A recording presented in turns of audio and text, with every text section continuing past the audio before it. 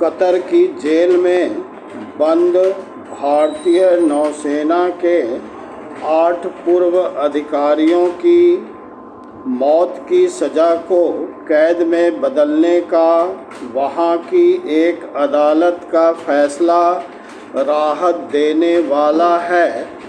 फिलहाल यह स्पष्ट नहीं कि कैद की अवधि कितनी होगी, लेकिन अब यह आस बढ़ गई है कि नौसेना के इन पूर्व अधिकारियों को यथाशीघ्र स्वदेश लाने में सफलता मिलेगी।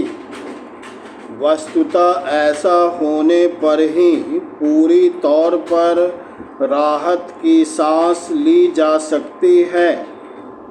नौसेना के इन पूर्व अधिकारियों को पिछले वर्ष अगस्त में गिरफ्तार किया गया था, तभी से वे जेल में थे।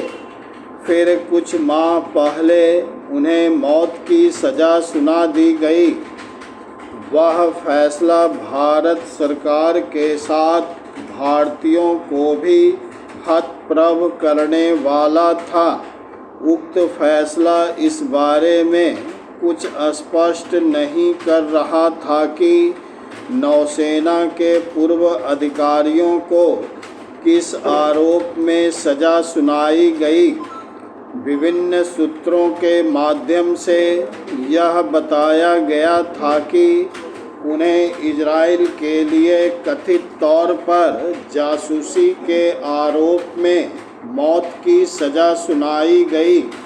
यह अभी भी साफ नहीं कि कतर में कार्यरत नौसेना के पूर्व अफसरों को किस आरोप में गिरफ्तार किया गया और फिर मौत की सज़ा दी गई। आरोप स्पष्ट किए बिना सज़ा देना न्याय के सिद्धांतों के खिलाफ है, लेकिन कतर शरीके देशों में ऐसा ही होता है।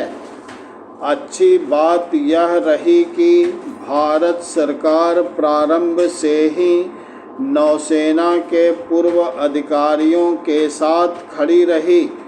गत दिवस भी जब उनकी सज़ा को कम करने वाला फैसला दिया गया, तब कतर स्थित भारतीय दूतावास के अधिकारी अदालत में उपस्थित थे।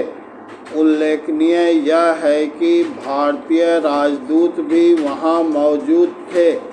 इससे यही पता चलता है कि भारत सरकार इस मामले को कितनी गंभीरता से ले रही थी।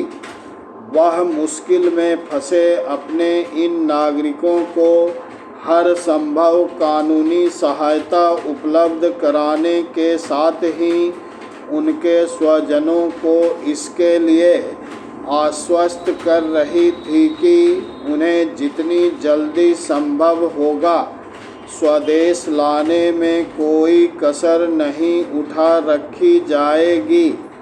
अब भारत विभिन्न देशों में जाने अनजाने संकट में फंसे अपने नागरिकों की सहायता करने में इसलिए पहले से कहीं अधिक सफल हो पा रहा है, क्योंकि उसका अंतर्राष्ट्रीय कद बढ़ता जा रहा है। कुछ समय पहले प्रधानमंत्री मोदी दुबई में कतर के शासक से मिले थे। स्वाभाविक है कि उन्होंने भारतीय नागरिकों को मौत की सज़ा सुनाए जाने के मसले पर उनसे चिंता जताई होगी।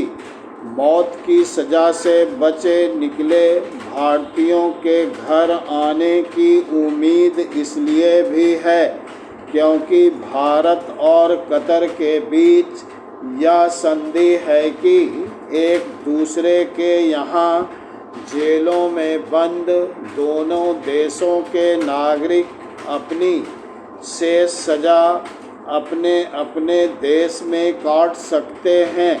भारत की कोशिश यह होनी चाहिए कि नौसेना के पूर्व अधिकारी बेगुनाह करार दिए जाएं यह कोशिश इसलिए की जानी चाहिए क्योंकि यह मामला संदिग्ध ही अधिक जान पड़ता है।